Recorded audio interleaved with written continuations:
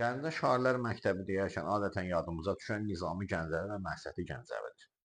Lakin bunlardan başqa Gəncədə bir çox onlarla dünyada və şərq aləmində məşhur olan şairlər yetişmişlər. Və bunlardan 5-ini sizin nəzərinizə çatdırıram. 1. Əbdullah Gəncəvi 1096-cı ildə Gəncədə anadan olan Əbdullah Gəncəvi əslində Şirvan Şairlər Məktəbinin banisi sayılır. Və onu da deyim ki, onun ən böyük əsəri Fəxriyyədir. Şeir tarixinin ilk Məlik şüarasıdır. Hətta Fəxriyyə əsərində deyirdi ki, Gəncə mənimlə fəxr edirsə, haqqı vardır. 2. Əbubəkir Xosrov Əlustad Gəncəvi. Əslən Gəncədəndir. O 2-ci əsrin əvvəllərində Gəncədə doğulmuş, lakin Naxçıvanda Şəmsəddin Eldənizin sarayında yaşamış və onun oğlanlarının tərbiyəçisi olmuşdur. 9-a yaxın poemanın müəllifidir. Lakin onun ən böyük xidməti Azərbaycan tarixində ilk nəsr əsəri olan didaktik məzmunlu Munisnamə əsərinin müəllifi olmasıdır. 3.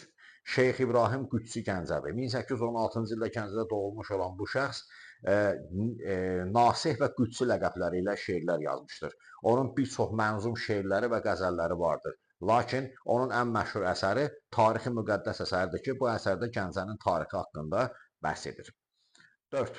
Əli Şövqü Şeyxzamanlı Gəncəvi. Özü 20-ci əsrin əvvəllərində Gəncədə yaşamış, burada doğulmuş və onu da deyim ki, Dillik, Qurtuluş və Molla Nəsrəddin jurnalları ilə əməkdaşlıq etmişdir. Çoxlu qəzəlləri və heca vəznində olan şeirləri vardır və məşhur alimlərdən biridir.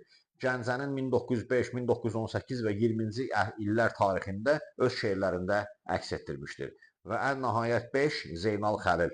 1916-cı, 14-cü ildə Gəncədə doğulan bu şəxsin adı 17 yaşından artıq böyük şairlərimizin sırasında çəkilmişdir. İlk poeması İstək əsərini 1936-cı ildə nəşr etdirmişdir. Çox təəssüflər olsun ki, cəmi 59 il yaşamışdır.